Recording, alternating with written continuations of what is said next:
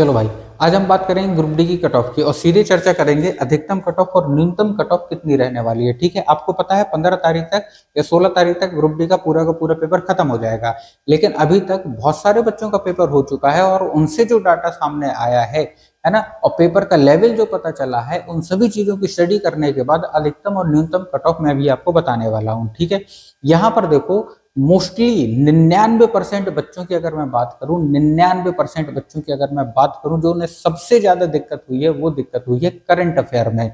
ठीक है, कि करंट अफेयर बच्चों के पल्ले ही नहीं पड़ रही कि कहां से पूछ रहा है कहां से नहीं पूछ रहा है। करंट अफेयर के अलावा कोई और सब्जेक्ट जी के जीएस से पूछा ही नहीं गया। ठीक है, तो करंट अफेयर ही पल्ले नहीं पड़ी, यानी कि 20 नंबर का पोर्शन वो आपका बच्चों के पल्ले नहीं पड़ रहा है।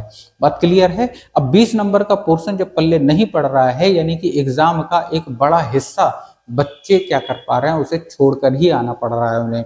ठीक है, अब यहाँ अधिकतम और न्यूनतम कट ऑफ के बारे में चर्चा कर लेते हैं। तो जिस हिसाब से मेरी बच्चों से बात हुई है या जिस हिसाब से बच्चों ने मुझे बताया है, उस हिसाब से एक कट ऑफ मैंने निकाली है। अगर आप देखोगे कि अगर मैं न्यूनतम और अधिकतम में जाऊं, तो सबसे पहले आते हैं अधिकतम की। अधिकतम की बात करें तो अभी मैंने बताया कि 100 नंबर का आपका पेपर है। इस 100 नंबर में आप देखोगे 20 नंबर जो है करंट अफेयर के हैं। ठीक है, 20 नंबर करंट अफेयर के हैं। आप बताना जरा, आपने करंट अफेयर में कितने क्वेश्चन अटेम्प्ट किए हैं, ताकि थोड़ा सा और अंदाजा मुझे लगेगा। 20 नंबर अगर करंट अफेयर के हैं, तो एक मेरे अंदाजे के हिसाब से बच्चे 5 से 7 क्वेश्चन कर लें करंट अफेयर के, इतने बहुत हैं। 5 से 7 क्वेश्चन ही कर पा रहे हैं, इससे ज्यादा क्वेश्चन उनसे नहीं बन रहे हैं। ठीक है ना, 12-12, 15-15 क्वेश्चन बाई चांस कभी एक बच्चे का बना होगा, हजार लाखों में एक बच्चे का बना होगा 15-15 क्वेश्चन, वरना नहीं बना होगा। यानी मोस्टली बच्चों के क्वेश्चन जो है 5 से 7 क्वेश्चन, 8 क्वेश्चन यही रहा है ना, इतना तो मानते हो। अब यहाँ पर अगर बात करूं, तो अगर ये क्वेश्चन में डायरेक्ट क्वेश्चन माइनस कर दूं 15 क्वेश्चन, तो ये क्वेश्चन हमारे हो जाते हैं 100 की बजाय हो जाते हैं 15 हो जाते हैं। ठीक है, 15 हो जाता है। अगर थोड़े से और माइनस करूं, तो यही क्वेश्चन हो जाएंगे हमारे, है ना, यही क्वेश्चन हो जाएंगे हमारे कितने, 82 के आसपास बचेंगे हमारे। अगर ज्यादा माइनस कर दें, माइनस मार्किंग के हटाकर, तब करंट अफेयर में खाली। अब ऐसा तो है नहीं है कि जो मैथ है, रीजनिंग है, यहाँ से बच्चों ने पूरे 100 में से 100 मतलब पूरा 100% क्वेश्चन अटेम्प्ट किया होगा।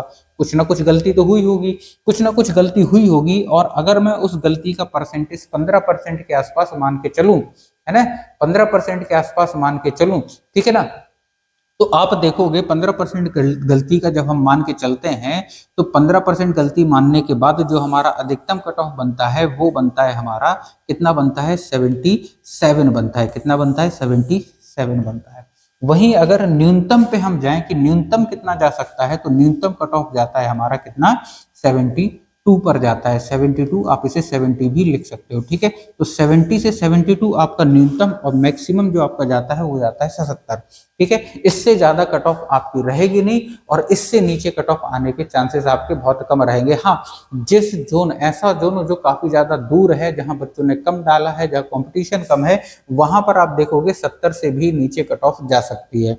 लेकिन एक 70 कट ऑफ आप मान के चलो, और अधिकतम में 77 कट ऑफ मान के चलो, बस ये आपका लिमिट होने वाला है इस बार के ग्रुप डी के पेपर में। ठीक है, अब अपने नंबर कितने बन रहे हैं आपके, कितने बन सकते हैं, कमेंट करके आप नीचे बता सकते हो। अपना जोन जरूर लिखना, किस जोन में था, और डेट भी आप जरूर डालना किस डेट में था। उसके हिसाब से मैं आपको कमेंट में ही बता दूंगा कि आपका सिलेक्शन आगे हो सकता है या नहीं हो सकता, या आपको एक अंदाजा दे दूंगा कि आगे आपको क्या करना चाहिए। ठीक है ना, चलिए।